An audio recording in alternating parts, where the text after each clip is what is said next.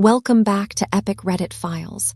I'm going to tell you what happened the day a deputy called me in the middle of a work meeting and said, "Ma'am, your parents are inside your property. They say they live there now." And the worst part is, they said it like it was the most natural thing in the world. It was a Tuesday, one of those plain, forgettable days that should have stayed boring. I was in a glass conference room at work, half focused on a presentation that could have been an email, when my phone started vibrating against the table. I kept it face down like we're all supposed to. One buzz, then another. Then a third, persistent enough to make my stomach drop. Unknown number. I ignored it once. Then it came again. I murmured an apology to the room, stepped into the hallway, and answered with a voice that still sounded professional even though my pulse was suddenly loud in my ears. "Hello?" A man spoke, calm, measured, official. "Is this Tessa Rowland?" "Yes. This is Deputy Harlan with the County Sheriff's Office. We're at a property registered under your name off Pine Ridge Road. We have 2 individuals here who claim to be your parents. They have keys." They entered the home. For a second, my brain did that thing where it tries to protect you by pretending you misheard. My parents. At my place. Not my apartment in the city. The other property. The one we call the Ridge House. The one my husband and I renovated and kept as a quiet retreat and a backup plan. The one I never, ever considered family property. Because I learned a long time ago that the word family can get used like a crowbar. The deputy kept going. The entry triggered an unauthorized access alert. "We need to confirm. Do they have permission to be inside?" I leaned my shoulder against the wall. The hallway smelled like printer paper and stale coffee. I watched a coworker pass at the far end, smiling at her phone, totally unaware that my life had just shifted an inch to the left. "No," I said. My voice didn't crack. It came out flat and clear. "They don't have permission." There was a pause, like he was checking a box. "Understood," he said. "We can escort them off the property. Do you want to meet us there?" "Yes," I said. "I'm on my way." I hung up and just stood there for a moment, staring at the carpet pattern like it had answers hidden in it. I didn't feel shocked. I didn't feel confused. I felt recognized. Like my body had been waiting for this exact moment, because my parents had been taking without asking for as long as I could remember. This was just the first time they'd done it on camera, with a deputy holding the script. I walked back into the conference room, grabbed my coat and my bag, and told my manager there was a family emergency. My manager's eyes softened immediately, and she told me to go, no questions asked. If only family emergencies came with easy exits all the time. I called my husband, Caleb, the second I got to the elevator. He answered on the second ring. "Hey, you okay?" "No," I said. "The sheriff just called. My parents are at the Ridge House." There was a silence, and I could hear him inhale like he was taking in a heavy smell. "Are you serious?" he asked. "I wish I was." "I'm leaving now," he said instantly. Caleb doesn't panic. He doesn't explode. He doesn't pace around making everything louder. He goes quiet and practical, which is exactly what I needed, because if he'd started yelling, I might have collapsed into all the feelings I'd been holding back for years. I drove home fast but careful, like my hands knew the stakes even if my mind didn't want to. When I pulled up, Caleb was already waiting downstairs with his keys in his hand. He didn't ask for details. He didn't demand to know what I said or why. He just opened my door, kissed my forehead once, and got behind the wheel like we were going into weather. The city thinned out behind us. Concrete gave way to trees. Billboards disappeared. The sky looked bruised, overcast, the kind of gray that makes everything feel like it's holding its breath. And as the miles passed, I started replaying the pattern. Not the big events, not the dramatic ones. The small, consistent things. The way my family had always arranged itself with me as the support beam they never thanked, because in their minds, support beams aren't people. They're just there. I'm the oldest. The easy one, the low-maintenance one. The one my mom bragged about because I never caused trouble, like needing nothing meant I was worth less. When I graduated college, my parents took me to breakfast at a diner with sticky tables and chipped mugs. They slid a card across the table and told me they were proud of me, Inside was $50. My dad squeezed my shoulder. My mom kissed my cheek. I remember smiling like it was enough, because I had already trained myself not to want what I wasn't going to get. 2 years later, when my younger brother Evan graduated, they threw a backyard party with strings of lights and rented speakers and a banner that said "Congrats." Like he'd won something bigger than a degree. At the end of the night, my dad held up a set of keys between 2 fingers so they caught the sunset. "Your truck is out front," he told Evan. People screamed. My mom cried. Evan's friends lifted him like he was the homecoming king, and I stood there clapping, feeling the difference settle in my chest like a stone. Later, my aunt told me, "You're such a good sport, Tess." Like swallowing disappointment was a cute skill. That was the night I learned where I stood. Not in a dramatic way, not like a movie twist. Just a quiet understanding that didn't leave after it arrived. And then, years later, when my parents started struggling financially, the same family math kicked in automatically. My dad's hours got cut. My mom's arthritis got worse. Their mortgage started slipping. At first, it was a careful request. "Just this month," my mom said. "We'll pay you back when things pick up." They didn't. Then it was another month, then another. Eventually, it stopped being a request at all. I set up a recurring transfer from my bank account. The first month hurt. The second month felt necessary. By the 6th month, it had become background noise, the kind of quiet responsibility that hums under your whole life. Every 30 days, my phone buzzed, payment processed. No one called to thank me. No one asked how I was doing it. My mom would sometimes say, "We're just so blessed things haven't fallen apart," like money came from the sky and not from my paycheck and my sacrifices and the vacations I stopped taking. I didn't remind her. I didn't want to be the kind of person who demanded gratitude. I told myself family is family. Then Caleb and I got married. Small ceremony, nothing flashy. We weren't trying to impress anyone. We were trying to build something stable. A couple years into our marriage, we bought the Ridge House, an old place with solid bones in a quiet area, something we could fix up and either rent out or keep as a weekend escape. We poured time into it. We put in sweat. We budgeted and planned and did the boring, responsible things that never look romantic from the outside. And the moment my parents found out we owned a second property, something shifted behind their eyes. Not envy, possession. They started speaking about it like it was part of the family inventory, like a spare bedroom in a home they'd built, not an asset Caleb and I had worked for. 8 months before the deputy's call, they invited us to dinner. Evan was there too, with a girlfriend who looked polite and uneasy, like she could sense a storm under the table. Dinner started normal. My mom kept loading plates, like food could fill the space where honesty should be. My dad told the same work stories he always told. Evan scrolled on his phone and laughed at things no one else could see. Then my mom folded her hands and looked at my dad. That look.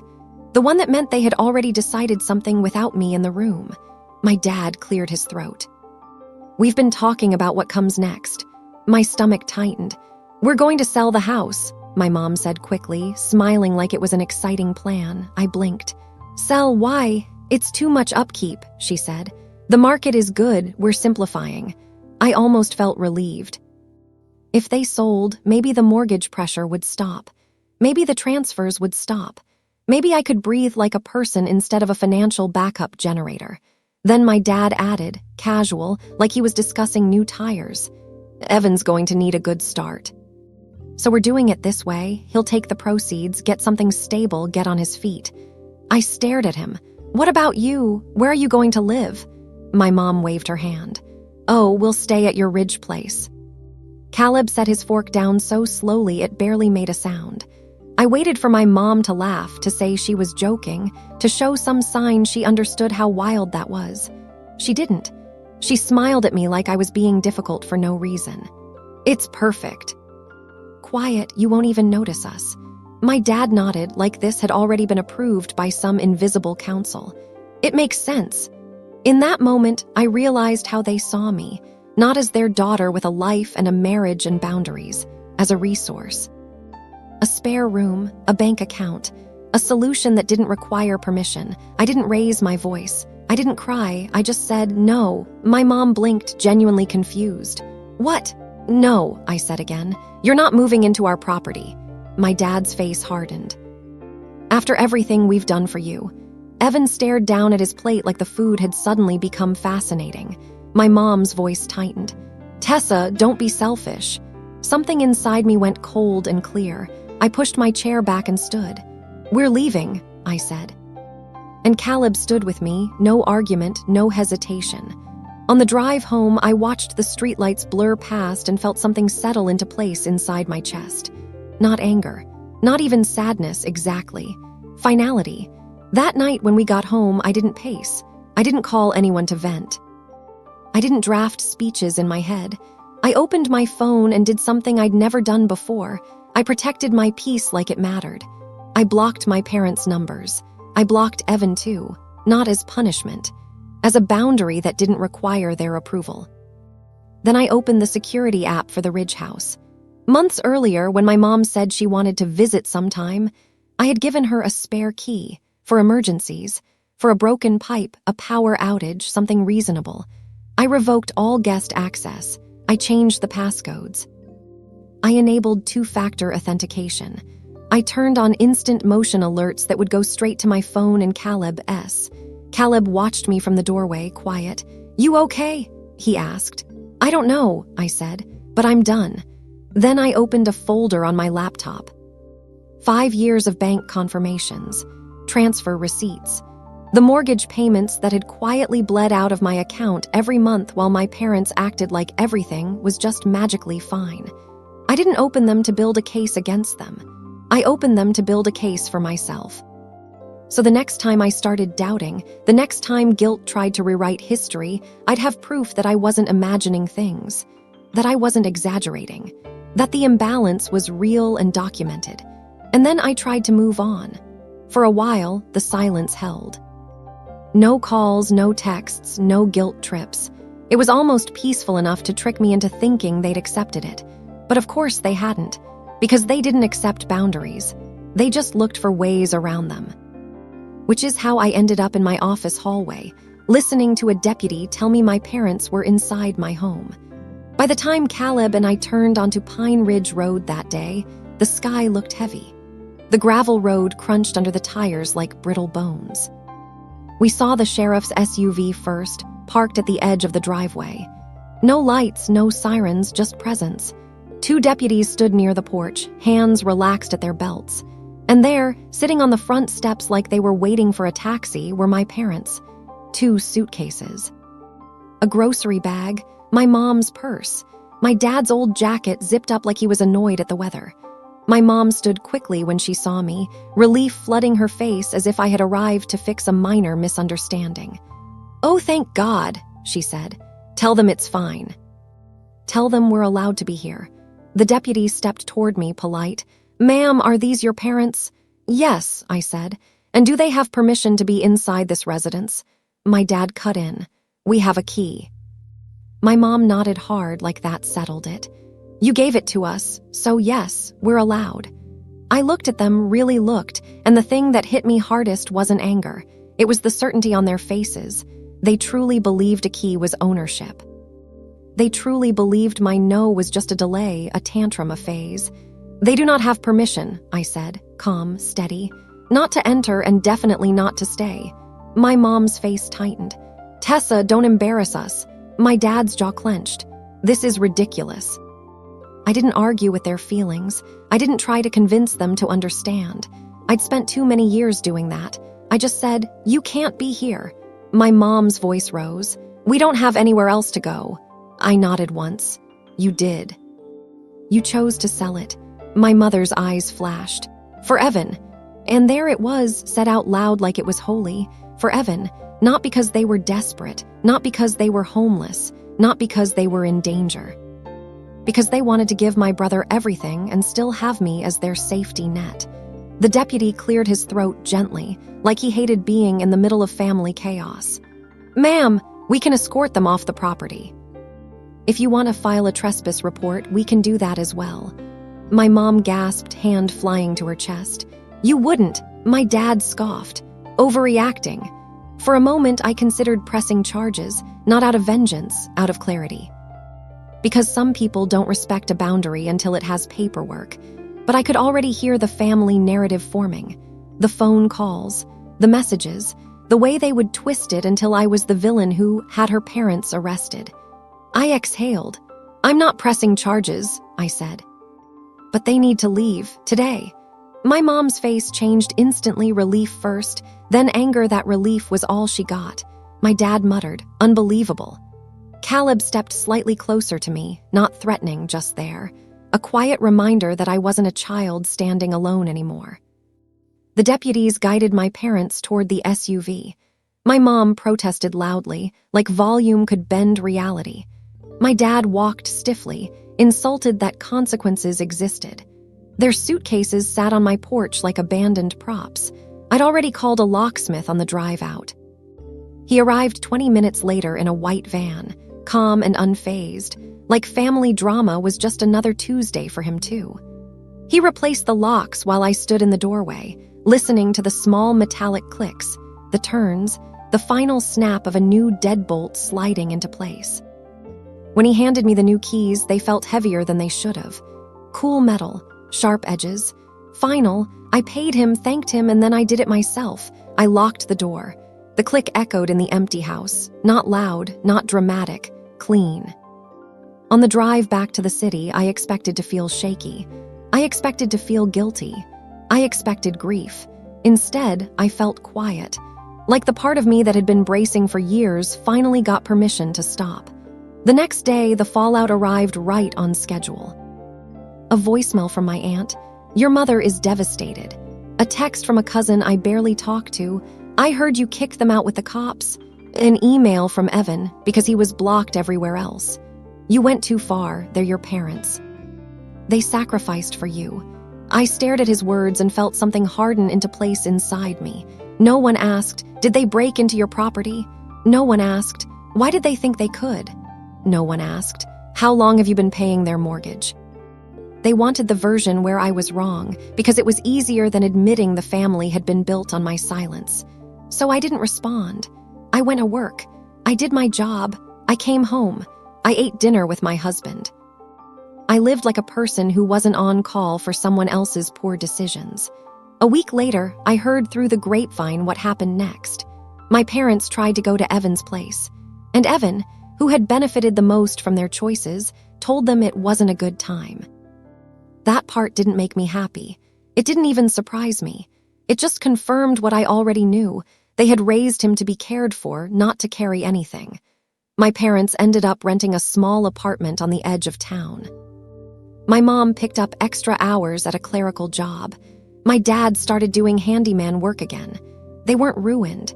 They were just finally living inside the consequences they had spent years handing to me. One night, my phone showed a voicemail from an unknown number. I listened. My mom's voice was small, careful, like she was stepping onto thin ice. Tessa, we made mistakes. I don't know how we got here. I hope you can forgive us. Call me. I held the phone for a long time after it ended, feeling the old reflex creep in. Fix it. Smooth it over. Make everyone comfortable again. But comfort has a cost, and I had been paying it for years. I didn't delete her voicemail. I didn't call her back. I just set the phone down and went to the living room where Caleb was reading, calm like always. He looked up. Everything okay? I sat beside him and leaned into his shoulder. I'm learning what peace costs, I said, because I used to think boundaries were punishment. Now I think boundaries are a receipt, proof that your life is yours. Love without respect isn't love.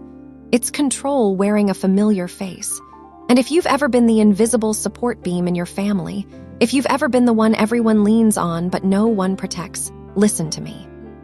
You are allowed to stop bending, even if they call you selfish, even if they call you cruel, even if they act like your no is a betrayal instead of a boundary. Sometimes the kindest thing you can do for yourself is let grown adults handle the life they chose. This is Epic Reddit Files. Thanks for listening.